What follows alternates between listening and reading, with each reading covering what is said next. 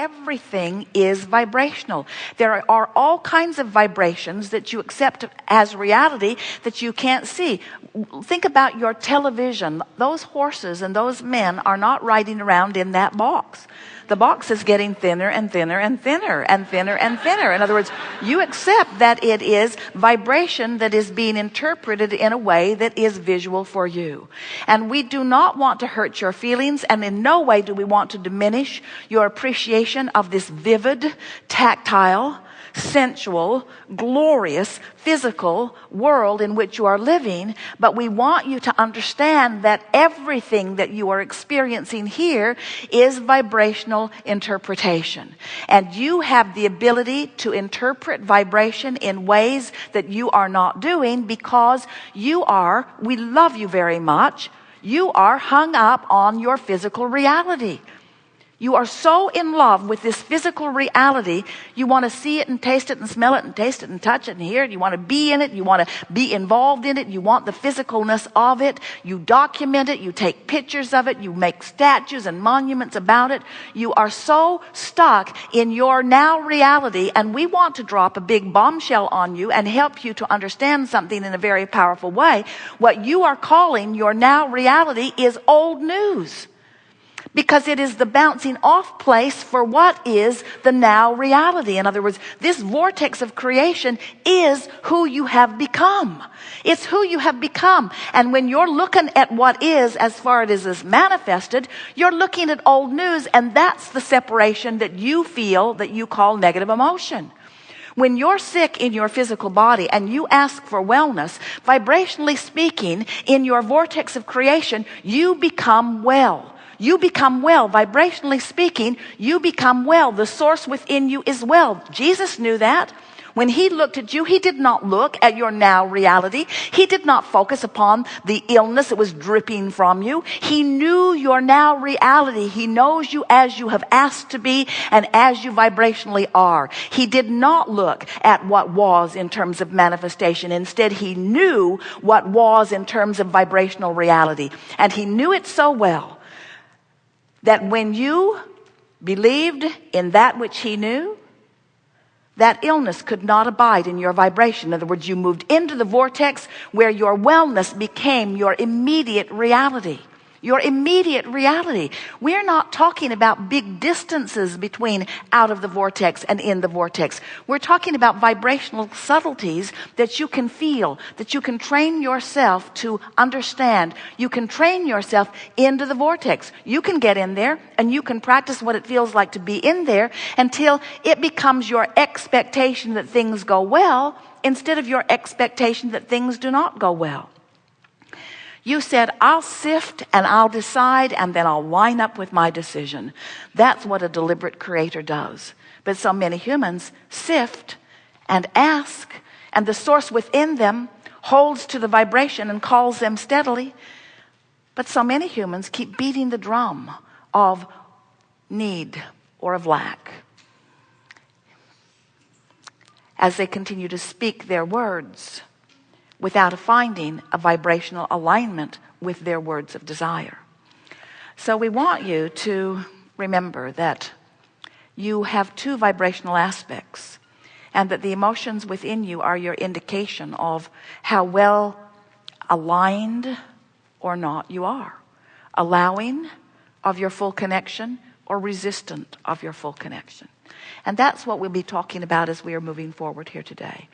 We want to help you to remember who you really are. We want you to get up to date. We want you to get up to speed with who you are. We want you to leave here knowing the validity and the reality of your vortex of creation. We want you to accept that this vibrational reality is present tense. Do you know that in Australia it's Sunday? That's so strange. Jerry and Esther were there. They called the office. They said, we're living your future. And it's really good. And of course, that wasn't altogether true, was it? Because it was all now.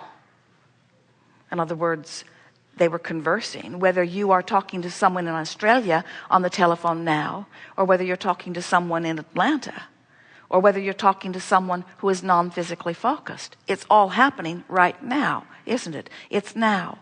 There's no separation. It's now. And what we want you to understand is that the now that is you is not the now that you think is you. You think it's the you that's sitting here in these clothes with this much money in your bank account, in this body, with these relationships. And we want you to understand that your now reality in this vortex of creation has moved past that. And the reason that you feel negative emotion is because you're not moving with it. So we want to show you how to get forward moving. We want to show you how to live real time. We want to show you how you can be in this moment, living in this physical world, but living the vibration of all that you have become. Do you know that when you're moving through life and a problem is coming into focus, do you know that in the moment that the problem is coming into focus, the solution, an equivalent solution, is coming into focus too? Do you know that? That's such an important thing to know. When a question is formulating, so is the answer. But if you are of the frequency of the question or of the problem, you cannot be of the frequency of the answer or the solution. You can't be on both frequencies at the same time. We think that it will be helpful to you to understand that the equivalent solutions are brewing with the equivalent problems. And you can get so good at living so real time in this vortex by reaching for thoughts of optimism and thoughts of appreciation and thoughts of love.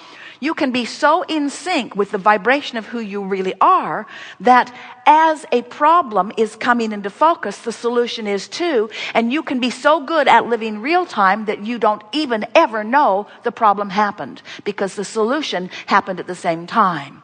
Are you following? Yesterday, and it happens almost every time, Jerry and Esther are driving anywhere. Esther is driving the monster bus. They're coming into the hotel.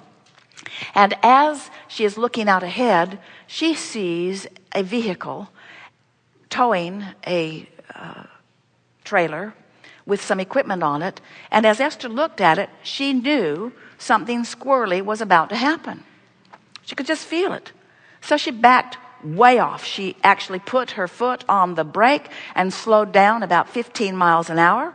The car behind her slowed too, and the one behind that slowed too, and the one behind that slowed too. Esther's bus is very big. And the man who was pulling the trailer was changing lanes with a car in his blind spot. And the car who was in his blind spot swerved way out of the way right over to where Esther would have been if she had not felt the problem and the solution simultaneously. Now that happens to you all the time. You know it does. All the time you have those sensations that, and much of the time you don't actually ever get to see the problem play out so that you don't get to crow about your solution.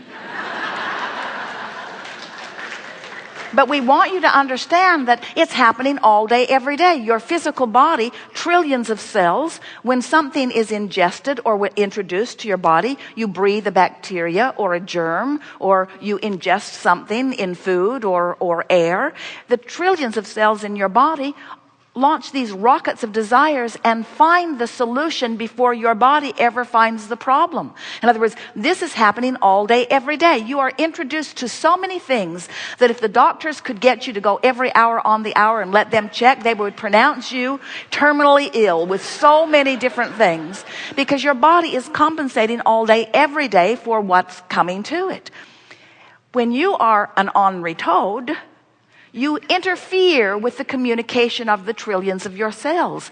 When you are in love, when you are tuned in, tapped in, turned on, when you are in chronic appreciation, when you're feeling good most of the time, you don't hinder your cells from finding their solutions in the moment that they are introduced to the problems. And the problems are so slight, they are not even microscopically discernible.